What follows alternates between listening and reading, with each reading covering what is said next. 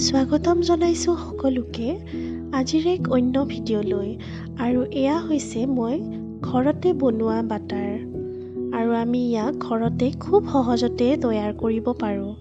আহকচোন আজি আমি এইখিনি কেনেকৈ তৈয়াৰ কৰে শিকোঁ। আৰু এয়া হৈছে গাখীৰ।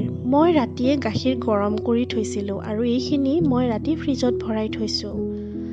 আৰু এই ফ্ৰিজত যেতিয়া গাখীৰ থ'ব তেতিয়া সকলোৱে জানে যে ইয়াৰ ওপৰত এখন ধুনীয়া পাতল চামনি পৰে।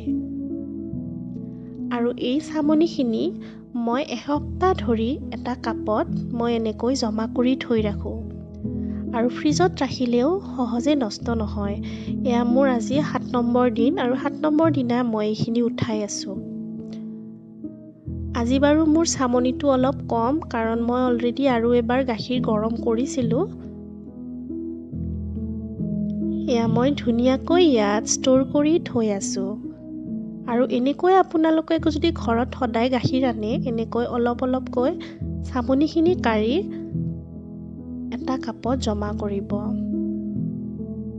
আৰু এয়া খাবলৈ খুবেই সোৱাদ লগা আৰু একেবাৰে কিনা বজাৰৰ নিচিনাই হয়। যিকোনো আঞ্জা চব্জি ইত্যাদিত আপুনি দিব পাৰে। আৰু এই যিখিনি মই এতিয়া যোগ কৰিলোঁ এইখিনি যিহেতু ফ্ৰিজত আছিল ঠাণ্ডা হৈয়ে আছিল আৰু এইখিনি মই এতিয়া ইয়াৰ মিক্সিৰ জাৰটো ধুনীয়াকৈ অলপ অলপকৈ দিম। আৰু গাখীৰৰ সৰখিনি মন কৰিব যাতে ঠাণ্ডা হৈ থাকে। এয়া মই ইয়াত ঢালি দিম। মোৰ এখন হাতেৰে দিব অকণমান অসুবিধা হৈছে বাৰু, কিন্তু মই ইয়াত ঢালি দিম। আপোনালোকে চাই যাব কাৰণ এইটো বনাবলৈ খুবেই সহজ। ইয়াত একো বিশেষ নালাগে, মাত্ৰ অকণমান নিমখ লাগিব কাৰণ বিনা নিমখৰ বাটাৰ একেবাৰে ভাল নালাগে। কিন্তু আনচল্টেড বাটাৰবোৰ কিছুমান পায় বাৰু, কিন্তু ঘৰত যিহেতু বনাম আমি এনেকৈ এইখিনি এতিয়া মিক্সিৰ জাৰত ধুনীয়াকৈ পেষ্ট বনাই ল'ম। আৰু ছেকেণ্ডবাৰ যেতিয়া ঘূৰাইছোঁ মিক্সিত এয়া এনেকুৱা এটা ৰূপ লৈছে। আৰু ইয়াত আমি একো দিব নালাগে, দিব লাগিব এয়া ফ্ৰিজৰ ঠাণ্ডা পানী। আমি ফ্ৰিজৰ ঠাণ্ডা পানী ঢালি দিম। আৰু ফ্ৰিজৰ পানী দিয়াৰ পাছত যেতিয়া মিক্সি ঘূৰালোঁ ঠিক এনেকুৱা এটা হৈছে। আপোনালোকে ভয় নকৰিব। আৰু যেতিয়া একেবাৰে হাই স্পীডত পিচিব তেতিয়া ইয়াৰ পানী আৰু বাটাৰ সংলগ্ন হৈ নাথাকে, একেবাৰে এক্সট্ৰা হ'ব। আৰু এইখিনি পানীৰ লগত মিহলি হৈ নাযায়। চাওকচোন ইয়াৰ হাতেৰে যেতিয়া মই এনেকৈ টিপি টিপি দিছোঁ ইয়াৰ ভিতৰৰ পানীখিনি ধুনীয়াকৈ তলত সৰি পৰিছে।